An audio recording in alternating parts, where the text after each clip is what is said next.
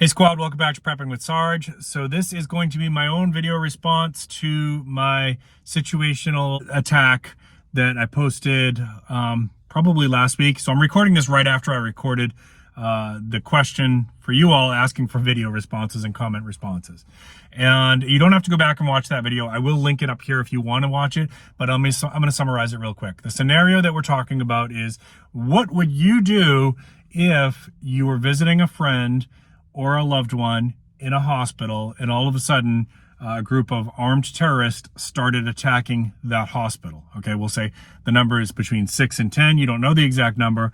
Basically, you're visiting somebody in the hospital, a patient there, and you start hearing boom, boom, boom, pop, pop, pop, screaming, and then you know that something bad is going down. So go from there. What's your response? And I said, if you were a hospital worker, you could do this as if you were working there, and what you would normally have available to you for resources there. So whatever's your EDC would be all that you have, right?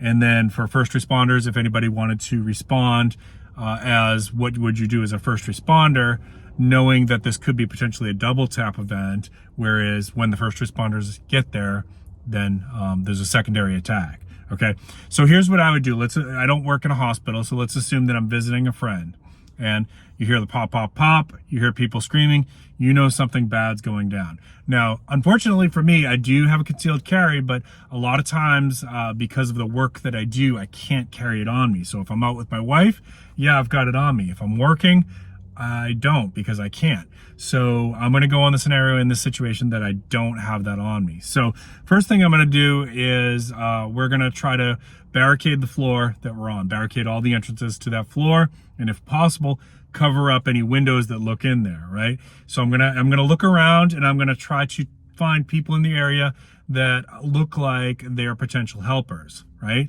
So I'm gonna look for people who are able-bodied, physically fit, ask if anybody's had any military or police training, ask if anybody's had any martial arts training, right? Those are the people that I'm going to pull in to help. And then your medical staff, I'm going to ask them to check on all the patients, see if anybody needs any medical help. I'm assuming that at this point, the threat is not on the floor or in the general area where I'm at, so we might have a few minutes to prepare. Next thing we're going to do after the barricade is we're going to be looking for where somebody's going to be calling 911, of course, immediately. I should have said that first. Somebody's going to be calling 911. Now, we need to buy time until the first responders can get there, right? So I'm going to be looking around and asking other people to look around for anything that we can turn into an improvised weapon. Now, for those of you who take martial arts classes, I am going to encourage you to ask your instructor if you can take some private classes, pay the money for it, it's money well spent, and learn how to use improvised weapons, such as your belt, such as a broomstick, such as scissors, right? Things that should be available in the area in most office spaces. You need to learn how to use those as weapons.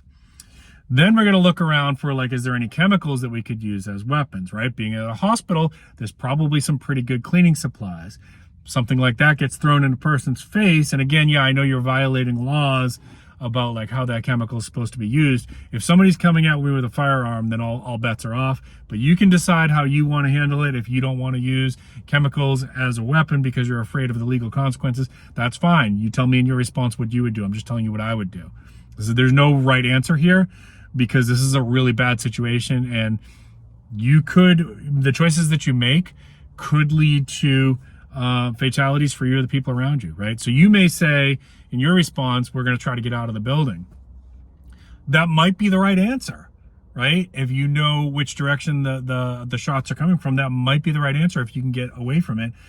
It might be the wrong answer because maybe the terrorist group has a person positioned outside that's going to basically turkey shoot anyone that's coming out the exits. You don't know. So you have to make the best decision that you can based on the information that's available to you, right? All right, so we're going to use our improvised weapons. Then I'm going to look for things like, is there any hand soap, right? And we're going to spread some hand soap on the floor in front of the doors, because anyone coming in through that door is going to make it very slippery. They're going to fall. Maybe we can ambush them. Maybe, right? So in a situation like this, obviously, if somebody's got firearms and I've got scissors or a broomstick, I'm at a serious disadvantage. But you need to also remember you're not completely helpless. you have the element of surprise still if they haven't got to your floor. So if you and a couple other capable people can set up an ambush right inside the door, you know, you hit those blind spots on either side of the door, and if the person does get past your barrier, then you have to attack, because now you're in your chances of hiding. Well, you might choose to hide. I'm just telling you what I would do. At this point, it's coming down to you might not be able to run anymore. So now you're going to either hide or fight. I'm going to fight. I'm going to fight because I have some training and I'm able-bodied and I'm still physically fit enough that I can put up a good fight.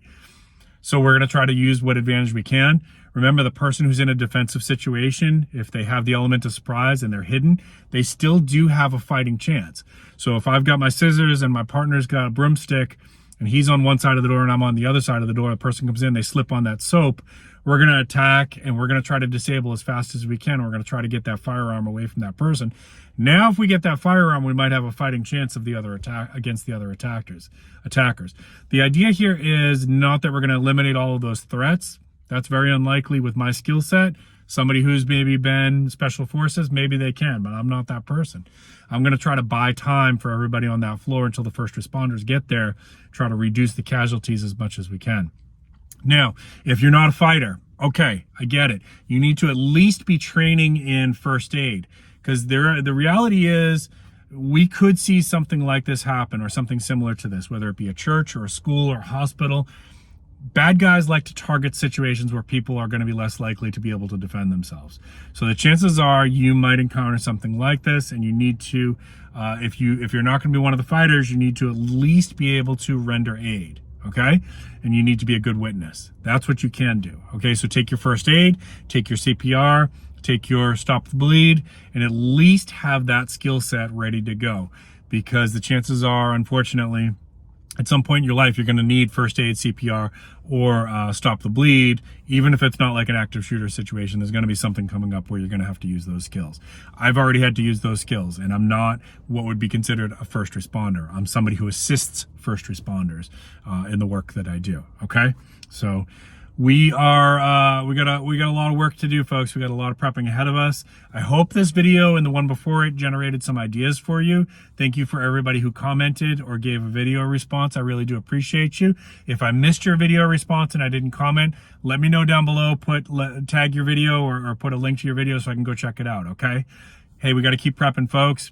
Keep planting your seeds. Keep stacking your silver. This is Prepping with Sarge.